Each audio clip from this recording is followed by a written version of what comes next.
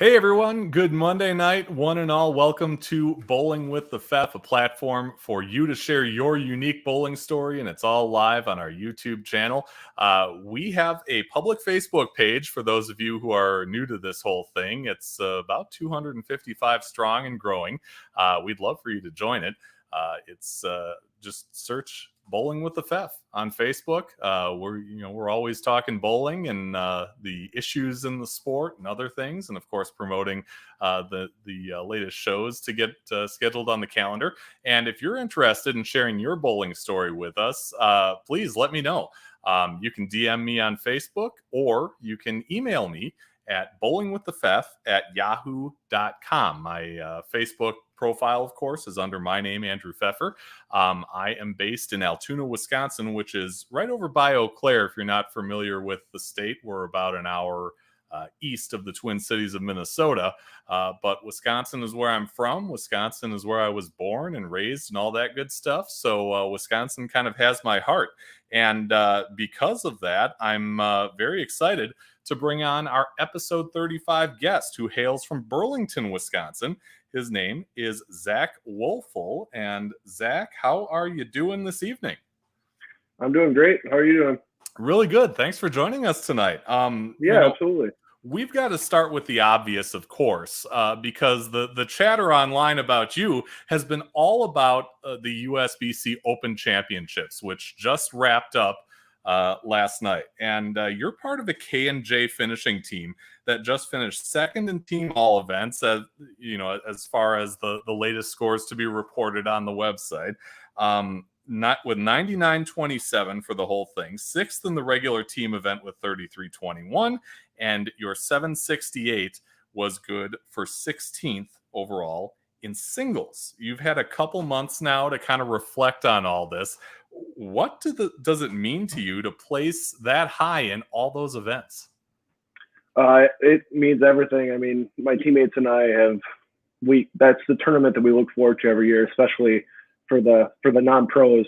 I mean, that's what we bowl for every year. So, I mean, to be able to come back, when I left Vegas, I had a chance at 2 Eagles.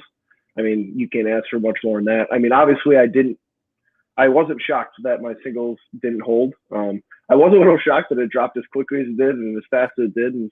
But I mean, that's bowling. I mean, when you guys out there like Chris Vi doing what he did last night and the big names in bowling, I mean, you got to kind of expect that. But still very proud of what we did. And the team all events is, I think, the hardest Eagle to win, just because your whole team's got to be there for all 9 games. And to be in the top 2, unofficially, of course, that's all you can ask for. It sucks that we're only down by, I believe, 31. So, I mean, obviously between the 5 of us, it was very easily to come up with those 31 pins. But, hey, we're still getting a little bit of hardware come next Open Championships, and we're going to be looking for some more. Yeah. Take me through the experience. What went so right for you guys that, like you said, you were all on enough to get to those big scores? I think what really happened is this year we finally came together as a team. Our team is pretty stacked. I mean, we have a very good team where between the 5 of us, you don't really know necessarily who's going to be what. We have myself, Chris Wiley, who is also a Whitewater alum, Nick Trummel, who is a Whitewater alum, Nick Pate, who bowled for Midland, and Ryan Greenwood, who bowled for Whitewater as well. And they're just all guys that could score, and we finally put something together where we could do it. And it was very nice to get together. It was actually great this year, too, that we were able to join up with Sean Walker, the Whitewater coach, and a couple of his teams as well. This is our first year being under the K&J finishing sponsorship, and what they did for us as a team was awesome. But doing what we were doing, that squad, it was pretty great. I mean, going into the last game, we knew we needed a big one. I didn't think that we had in what we did. Well, everything kind of seemed to fall. I was kind of the one that struggled the most that last game, and we all could have doubled an attempt to take over second, I believe, at the time. We ended up falling just a little bit short of that, but still, I think this is definitely the first time we shot over 3,100. So, I mean, to do what we did this year is leaps and bounds ahead of what we expected. But I think it's a long time coming, because this is, like I said, a very good team, and we just haven't put anything together till this year. And we did the same in minors.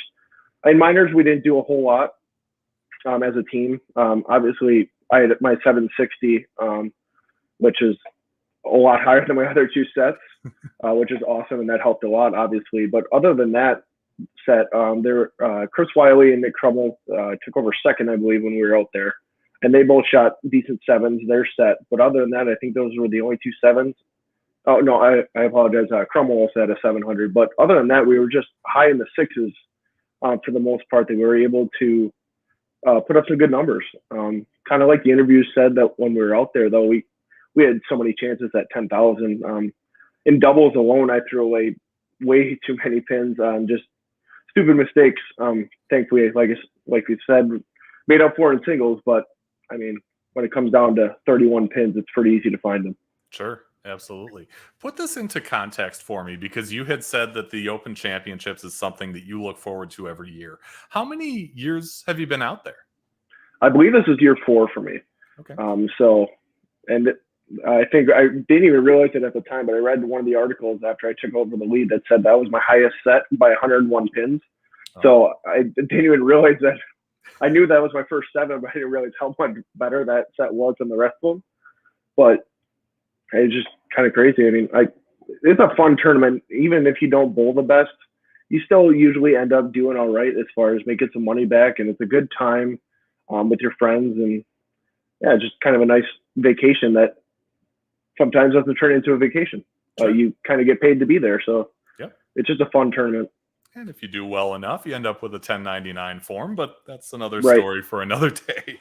That's the only thing I'm not looking forward to is that 1099 form this year. Right. Yeah. I asked Sean about your performance, and he talked about the great start that you guys had in the team event, and he said that in doubles that you guys looked like you were working on playing the lanes together and making moves and ball changes to maximize opportunities for all of you to score. Would you say that's accurate? Yeah, absolutely. And I feel like we did that very well together. Even though that I was bowling doubles with Ryan Greenwood, I was still talking with Nick and with Wiley to kind of see what they were seeing. And we were kind of making moves off each other. And we learned how to do that the best way in college. And it was that's kind of another reason why I like this tournament. It's another excuse to bowl with my friends that I bowled in college with, as well as kind of go back to those team mentalities. And I really enjoy those team tournaments and that kind of team format, working with each other. Sure. He noted that you struggled a bit in doubles, like you had mentioned, but flipped the switch at the start of singles. And he said that it was as if the flip of the switch was in your confidence, because you stepped up and started to execute good shots. So tell me, I guess, in your mind, what changed for you at that moment that he's describing? I was so fried out after that first set. It was just, I was just a basket case of emotions, and I was just so frustrated in myself. And I just kind of said, you know what? I got 3 games left. Let's try to do something. And I didn't feel physically well out there. I'm not as physically sharp as I wanted to. I'm a lot more busy now than I was in college, that I can't practice as much as I'd like. But I kind of made just a small tweak with my hand. And for whatever reason, it just floated off my hand much better, and I was able to get through it. And me being able to get through it gave me confidence. And kind of like Sean said, it only took a couple of shots, and I was like, oh, here it is. Then I fell into an 11-bagger. So, I mean, it was literally just as simple as that. And even in the next game, I made a move that I probably shouldn't have. I 2-10s, and then I had the next 8. So it was just the confidence. It wasn't like a light switch. I just kind of tried to shut everything out from doubles and move on, and it ended up working. The pins ended up falling for me. Sure. Falling into an 11-bagger is great for anybody. And right. Of course, I've seen the video of your 10th frame where you left that 9-pin.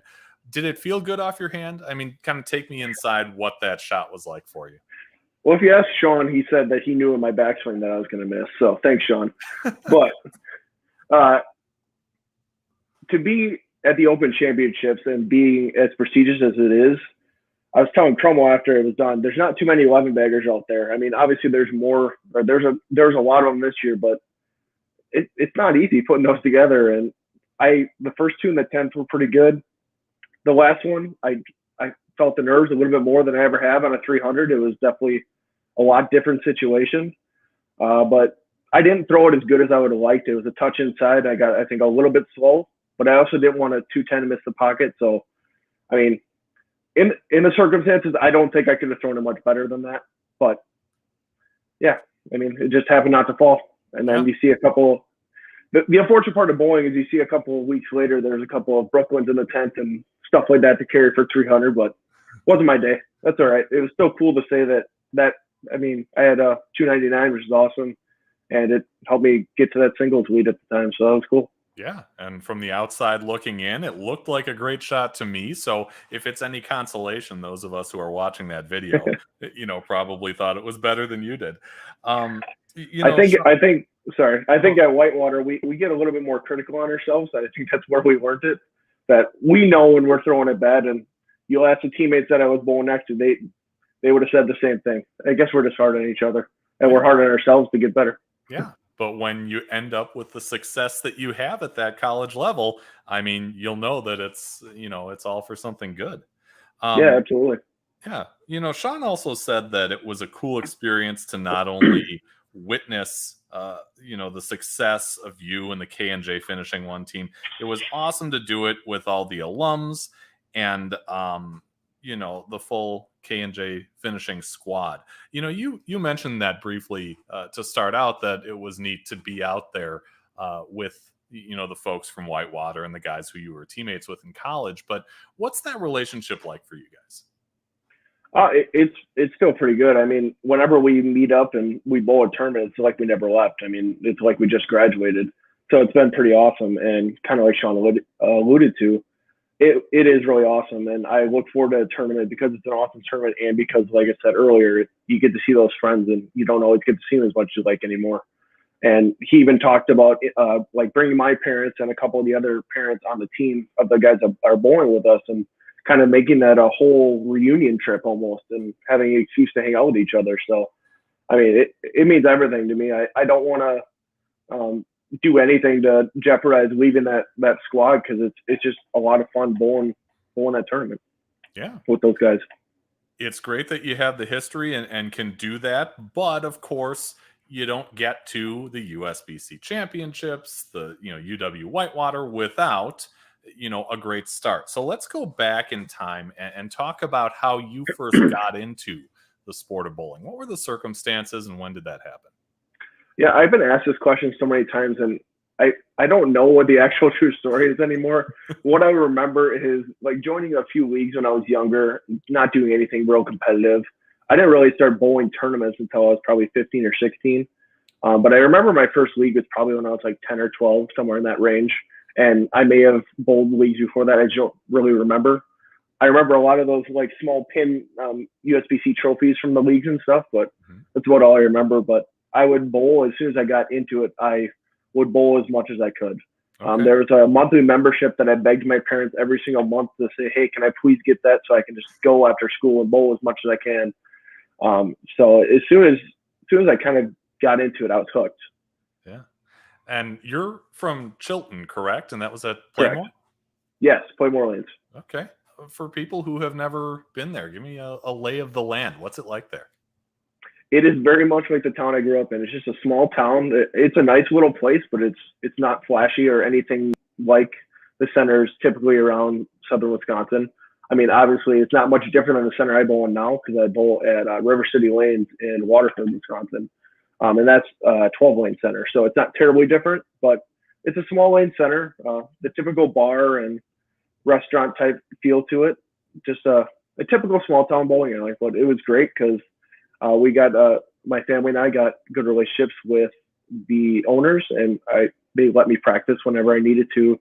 I still work with one of the guys there on, like, if I have questions about layouts, I'll kind of bounce some ideas off them. So it's really great. Chris Van Akron, who also had success with Andy Mills and his squad early on in the tournament.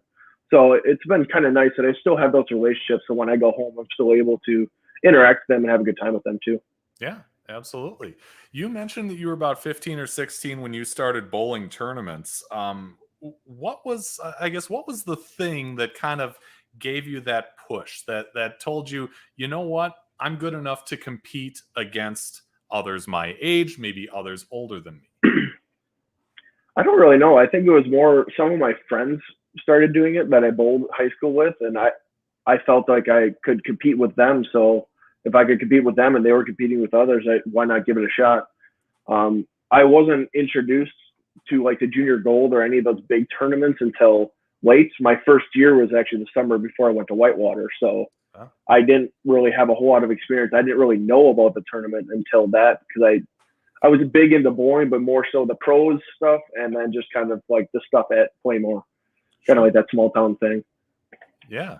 I talked with Alex Lehman about you, and I asked him about, bowling with and maybe against you in those youth tournaments.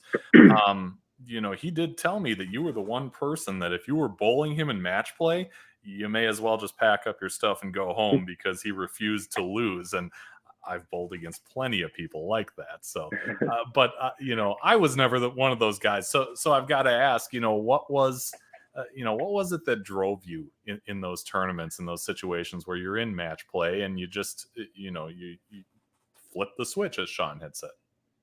Yeah, and I think a lot of it kind of stems from the small town feel.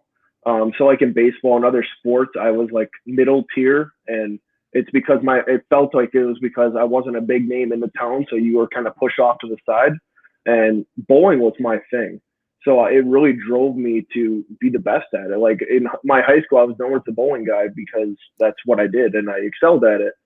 Obviously not as well as I did when I got to Whitewater, but I think that's kind of what drove me originally. My first tournament I won, I think, was my junior year of high school, I believe, and that's kind of when I got the itch for it, and then started bowling a lot more and kind of went from there. And it kind of like what Sean said too, the confidence thing. I get hard on myself very quick, and that doesn't always help me.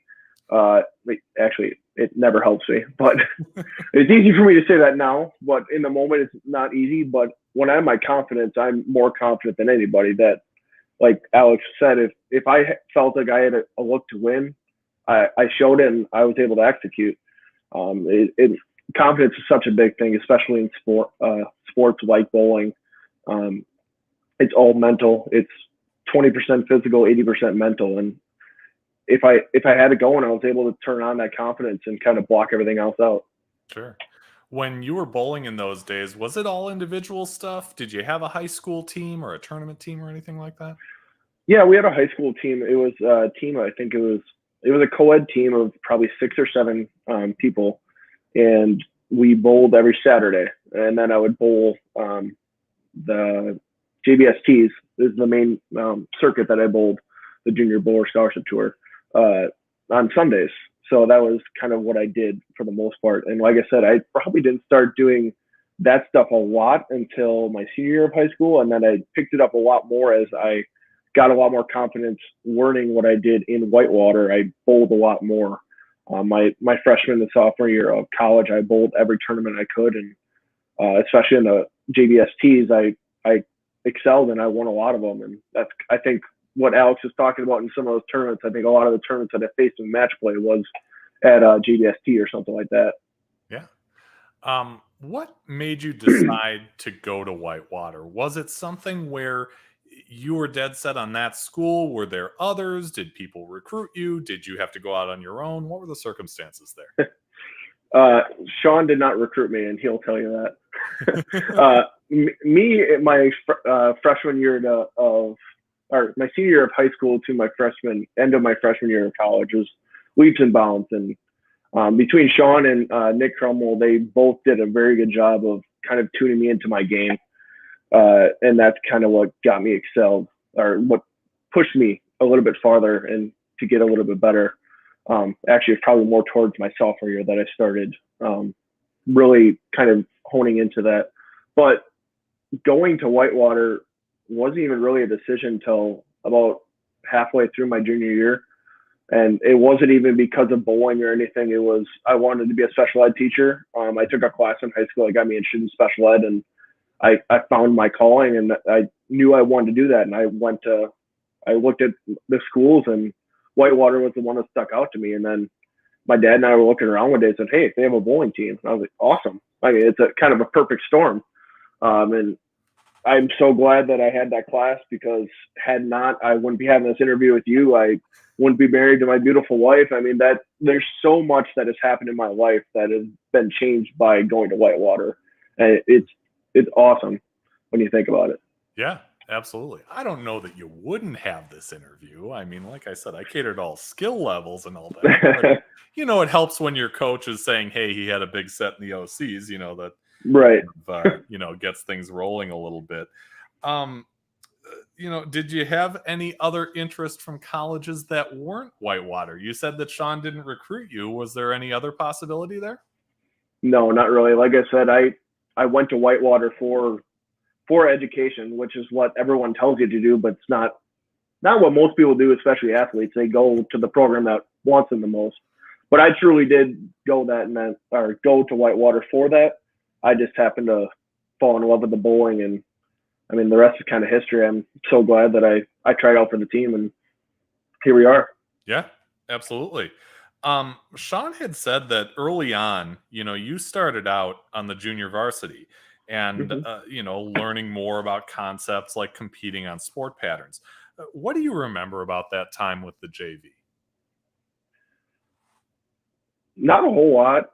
I mean, it kind of stunk, not because it just sucked not being top tier anymore. And that's kind of what the biggest issue is moving to the next level is, you're not the top dog anymore. And that's what I was in Chilton. And then going to there, and we had 25 guys or so. And I think I was maybe top 10, probably not even that. So, I mean, to be brought down to the middle of the pack in a month, basically, like going from Chilton to Whitewater, it was kind of a culture shock, really. And I mean, I had a lot of fun doing it. Looking back, I'm thankful for it, because going through what I did, it wouldn't have happened probably if I didn't kind of get humbled, because I needed it. And I mean, obviously you can never be humbled enough, but I think that helped a lot, because like I said, it brought me down to, okay, I got to get better. And that's kind of what drove me to get better. And that's when I started practicing 4 or 5 times a week, after practices and stuff too. And yeah, I mean, it was a good time. At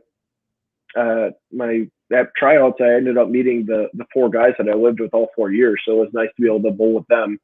Most of them were on varsity for most of the time. I believe, yeah. My freshman year, one of my roommates was in the top 8 for that. He went to nationals. The next year I went, and then so it was kind of cool, like that we were able to all kind of have a little bit of success in college, and it was cool that we all stood up in each other's weddings, which is really awesome. So, yeah. And it's cool that we've all kind of grown into our own lives with each other still. Sure. That time when you were in the JV, Sean said that you had a growth mindset and you were open to learning and worked extremely hard, as you alluded to. But, he mentioned growth mindset multiple times in talking to you. What does that mean, that whole concept of growth mindset? I don't want to speak for Sean exactly on what he's thinking about there, but I think my mindset was I wanted to be better. I wanted to be the best. And I was able to do that by working hard. I wasn't the best, obviously, in Warhawk history by any means, because Nick Trumbull is a 4-time All-American. I mean, he's going to be the #1 Warhawk for probably ever. But I wanted to be in the conversation with him. And I knew that early on, even my freshman year, that if I worked hard and I dedicated myself to doing it, I could someday get there. Yeah. By the time you were a junior, he said you were a fixture on the varsity team. Was that something, obviously that's something you're striving for. Was it something you expected at that point? Was it a surprise? No, it was not expected. No, it wasn't a surprise. So the kind of before that, my sophomore year, I was selected for the postseason team for sectionals. And I was kind of brought onto the team because I was one of the best at getting in front of the ball return and looping the lane. That was my forte. I was just really good. And that confidence that we talked about earlier was highest when I was in front of the ball return. It was pretty much like I had the ball in my hand and I could pretty much show wherever I needed to. And that was a big part of why I think I was picked to be there on that top 8. And then I actually ended up proving myself on the fresh. So I was able to bowl. I think I bowled every game of sectionals, if not pretty darn close. And I think that was pretty eye-opening for me and for the team that I was then selected to go to nationals with them, which was awesome. But going into the next year, I was hoping that with my postseason, I'd be a shoo-in for being on the varsity team, but I did not have any expectations of starting as much as I did. And I think early on in the season, I had some success, and Sean was starting to get some confidence in me, so he was able to give me a little bit longer leash. But when you look at the team, and there's not a whole lot of names that people would necessarily understand, but we were a very physically gifted team. I mean, we were deep. So to be one of the guys that was in for a lot of the games, it was pretty awesome and not at all expected, especially at the start of that season. Sure. You talked about going to nationals. You racked up all kinds of awards in your last 2 years at Whitewater, and the team finishes third at ITCs in consecutive years. Tell me about,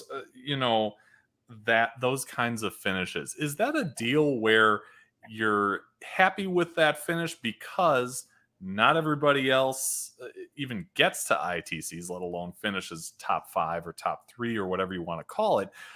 Or is it a deal where, we got so close and we couldn't get it done? I would say definitely more so the second one. Yeah. We're a very driven team, or we always were. Some of us more than others, obviously, and that's just the nature of the beast. But we wanted to be the best, and we were never content with pretty much anything. We were hard on ourselves, but I think it was a good thing that we were hard on ourselves because it drove us all to want to be better. So that way you wouldn't hear that ridicule from your teammates. And I think that's why we had the success we did. I also feel like that could have been the downfall of some of our tournaments as well, that we kind of bashed at each other too much, that when we needed the pick me up from our teammates, we may not have always gotten it. But I mean, we were an awesome team. All 4 years that we were there, we were a very good team, and we got better each year. And my junior year, the squad that made it to nationals, 6 of us that returned for the following year. So that my junior year, so sophomore year to junior year, that squad was only lost 2 guys. So we had a really deep team. And then the last year we were able to find some success with a relatively new team. And I think it was awesome, the success that we had, but I think we definitely wanted more. But it was still awesome looking back now, it's really awesome to be able to finish that. But also looking back, you always want more. It's just kind of what competitors are, or how competitors are. Yeah.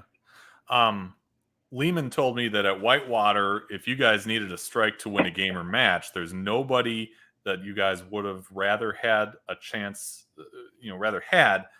with a chance to seal the deal. Now, you said that Crummell is kind of the gold standard at Whitewater because he was an All-American all 4 years.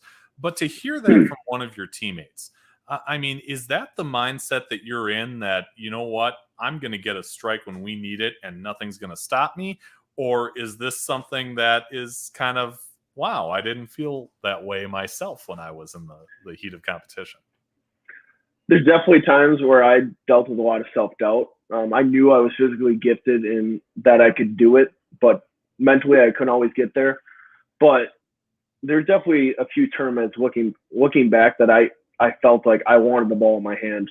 Even with our deep team, even with Crummell on that team, there's a couple of tournaments where I wanted to be that guy. I didn't care win or lose. I wanted to be the guy to get up there and strike. And there's a few tournaments that I was able to do it, which is awesome. But it is really cool to hear, even being a couple years removed, that like people did think that way. Like they would say stuff like that, like, we expect you to strike all the time. But to hear that, it's still pretty awesome to hear. Yeah. Tell me what you think either your most memorable or your favorite accomplishment at Whitewater was, whether it be a team thing, an individual thing. What do you, I guess, hold most dear now that we're years removed from those college days? There's a couple of things I think. I think one, outside of bowling, the relationships that I built, I wouldn't trade that in for anything. Like I said, I've been in so many weddings, and they've been in my wedding, and there's just so many lifelong relationships that I built there that you just can't put a price tag on. But on the bowling aspect of it, making nationals each year, that was the most fun experience. It was mentally exhausting, but knowing that you had, like, every year that we made it, we knew that we had it going into the last game, and that last game was kind of like our celebration, kind of like proving that all of the stuff that we did, all the hard work we put in, was worthwhile. So I think making nationals and winning matches at nationals, there was just nothing really better than it. I love team tournaments because, for one, it's not all on you, and for two, if you do something awesome, you're not the only one that's excited. You also have your teammates behind you, and that's just an awesome part. And there's no better part of that than in college bowling. So having your friends behind you, your teammates, and cheering you on and getting hyped up after we win a match, it's awesome. Yeah. Whitewater has been, a great team for a long time, a number of years, dating back to when I was bowling in college. But when we went to Whitewater, we bowled conference tournaments at the on-campus lanes. And I mean, this place was older. It was small. It was the place where you'd go and you'd throw your ball and it would come back, and you'd have the little, the little washboard thing from, wood lanes and old machines and things like that. Yep. How has it changed over the years? It's definitely improved. I mean, we have synthetic lanes, and we have a lot of good facilities and different things that we can use there. As far as we had a flex machine, which is great. And Leanne, the girls coach, was able to get a few things because their team was NCAA, so she was able to have a little bit more of a budget to get some of the cooler things at the center. It was a little bit unfortunate that we only had a lane guy that he's a lane guy that actually, I think, covered 5 or 6 different centers, and the other people that took care of the lanes were just employees that are students, most of them. So that part wasn't the best, but from what we were able to do, we were able to put out whatever patterns we needed, and the lanes were in pretty good shape for most of the time. You couldn't really ask for much more, especially when it's in the heart of campus. You don't have to have a car, especially my first couple of years. You didn't have to have a car and drive to the other side of town to go bowl, which is nice. So you can't really ask for much more. Yeah. What's it like to not only be a bowler yourself and be competitive, but then you form a relationship with the girl who later becomes your wife, and she's also a bowler? How does that dynamic work there? I don't know. I always try to stay away from it. I mean, I ended up finding relationships in bowling, but because sometimes when you have too many similarities, it just doesn't work out, especially with that. But it's also awesome because there's girls that you could be with that if you start being upset or get upset about certain things about bowling, that if they're not bowlers, they're not going to get. Yep. So I think that kind of helped us too. And I don't know, the stars kind of fell together. Couldn't ask for anything more from that either. Yeah.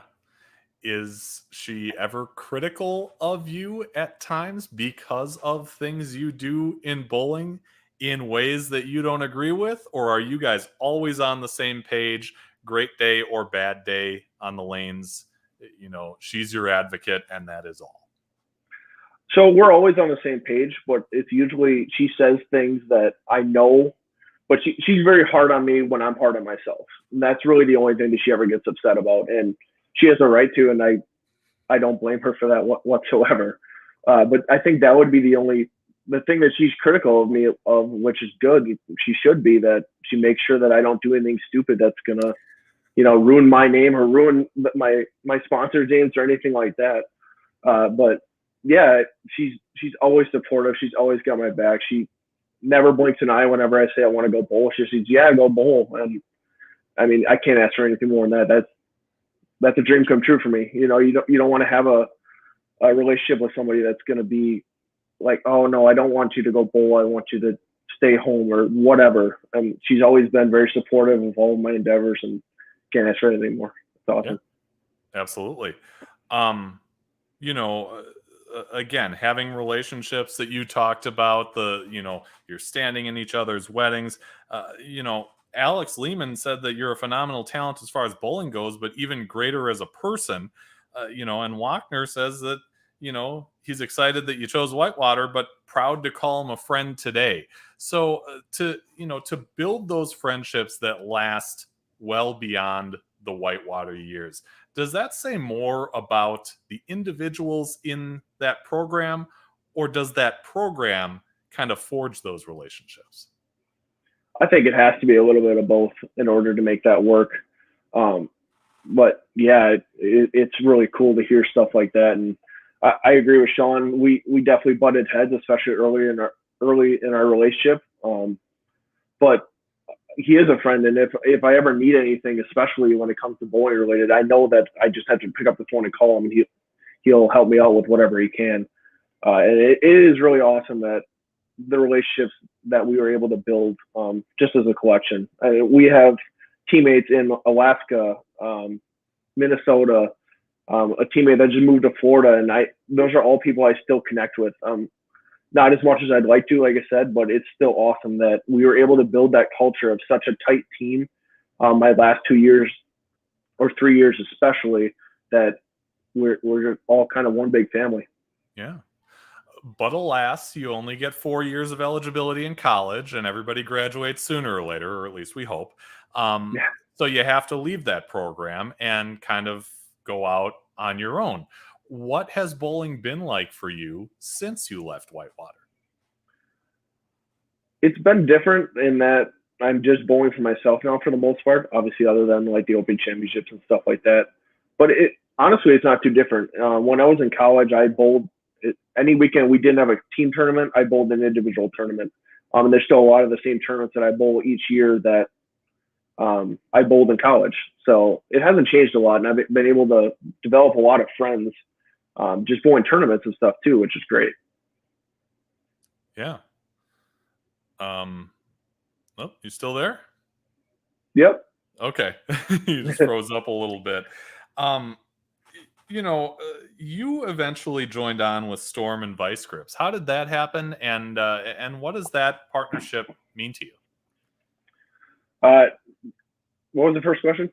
Sorry. No. I said that, obviously, looking at your shirt and, things like that, you joined on with Storm and Vice Grips. What does that partnership mean to you for, to be with those companies? It means everything. It's kind of like a solidification that I'm good enough to have somebody be there for me. It's great. I've been with Vice since 2016. So I've been with them for a while. They've been great. Their stuff is just absolutely awesome. I promote that stuff as much as I can, and I truly do that, not just because I'm sponsored by it, but I truly do believe in their products. And the same thing with Storm. I was with Ebonite from 2016 as well, or 2017, I believe, until 2019. And then my father-in-law actually helped me get in the road with Storm, and I've had a lot of great success with Storm. I had a lot of great success with Ebonite as well, but having a sponsor that really comes out with some great products and are great people to work for is it's what you want as a bowler. And I truly can go into a tournament now and feel confident that if I bowl bad, it's because I bowl bad, not because the ball's not doing what it's supposed to be. I have a lot of confidence in my equipment, and that's what us bowlers need. And Storm has just been incredible for that. Yeah, absolutely. Tell me about the tournaments that you bowl now. Are they strictly local, other than, of course, the OC? Do you dabble in regionals? Do you have aspirations to join the PBA National Tour?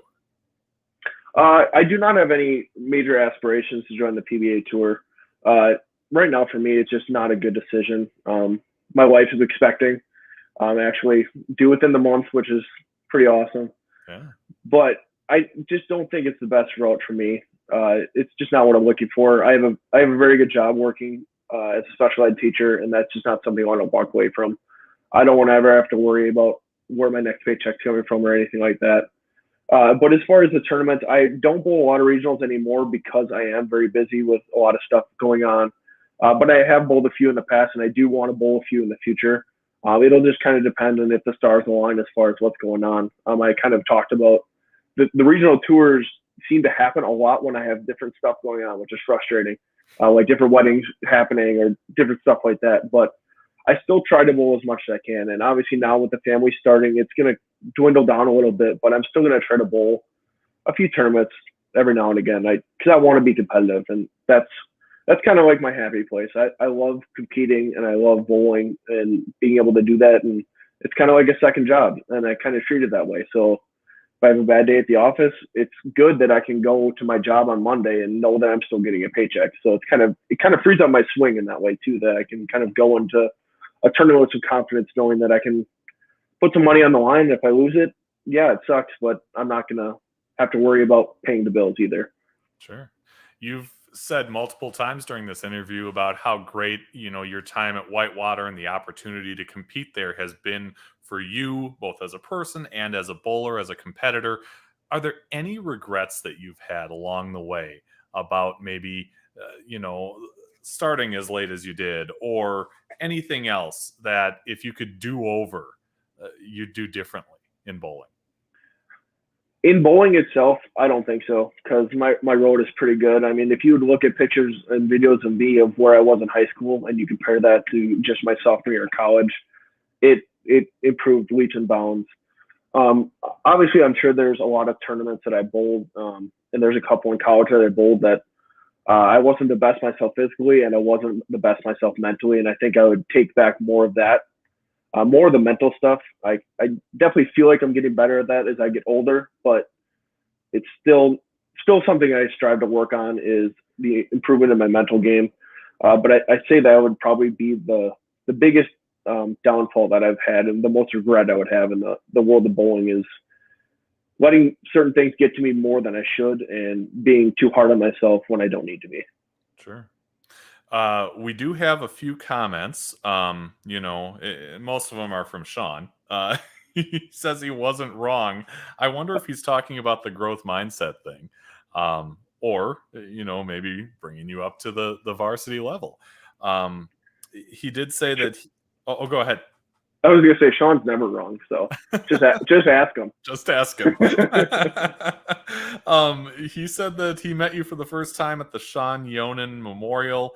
Your senior year of high school. Do you remember that tournament? I remember he walked up to my dad walked up to him and said, "My son's bowling. He's bowling on this lane. He's gonna be bowling for you next year." And then he shook my dad's hand, watched me bowl, and then eventually he walked away and said, "Well, he's a donator." And that's one thing I kind of like to throw back in his face, because I ended up helping him out a little bit. That's a great story. And then of course you've got Alex saying hi Sean, and Sean says hi Alex, and on we go. The way we go off the sheet on this show is by asking you to challenge somebody else, somebody doesn't have to be at a particular skill level. All we ask is that it's somebody who is a passionate bowler and has a unique story to tell, which we all do. So Zach Woelfel, who would you like to challenge to be on a future episode of Bowling with the Fef? Oh, I don't know. I'm sure Sean would want me to invite Nick Crummell, just because it'd be nice to see him on a show like this. But there's also a lot of guys, especially like two other guys that come to mind just from their recent success at the OC as well, is Chad Kloss and Will Welch. Both had a lot of success. Chad took over the lead at the Pete. He actually just got past us last week, but he's still in second right now.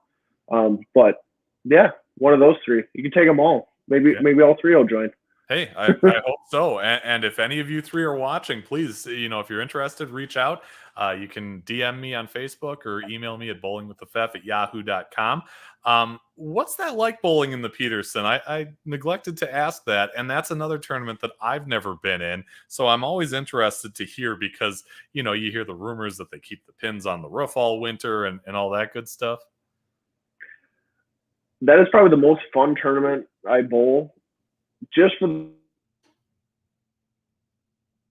Oh. Still there? There. Oh, there you go. Like, okay. You don't go into that tournament expecting to win. If you have success, it's awesome. One year I finished, I believe it was tied for 4th. So that was an incredible year. But every year before and every year since, it just kind of, you go there and you prepare to get mentally drained the entire time, because it's frustrating. I mean, there's a curtain they have to bowl under. The pins are never set up right. There's no re-racks or anything like that. There's no arrows.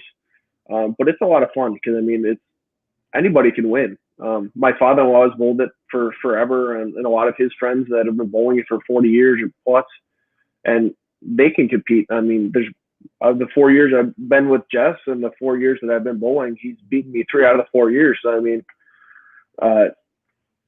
anybody can compete, and I think that's kind of the cool part of it. That it's just a fun tournament. You just go in, you try to throw it straight and hard, and hope the pins fall. Yeah, absolutely a unique experience. And also, it's kind of cool, at least for me as a Wisconsinite, that it's, in Wauwatosa at Bolero now instead of in Illinois, which is a little farther for, guys like me who, always kind of think, well, maybe we'll shoot it this year. We'll see. Maybe next year's the year. Who knows? Zach Woelfel, thank you so much for your time. It was great chatting with you about your bowling story and, of course, your success in the OC. Hey, hoping for future success for you and the other inhabitants of the Waffle House. Now that, like you said, you've got getting pretty close to being a father there. Yeah. Thank you very much. Appreciate you having me. You bet. Thank you. There he goes, Zach Woelfel, UW-Whitewater alum, and part of a team that had a lot of success in the 21 OC, the USBC Open Championships, which just wrapped up in Las Vegas. We have our next live stream coming up next Monday, July 26th at 6 p.m. Central. We hope you'll join us for that. Until then, be just and fear not, and have a great week, everyone.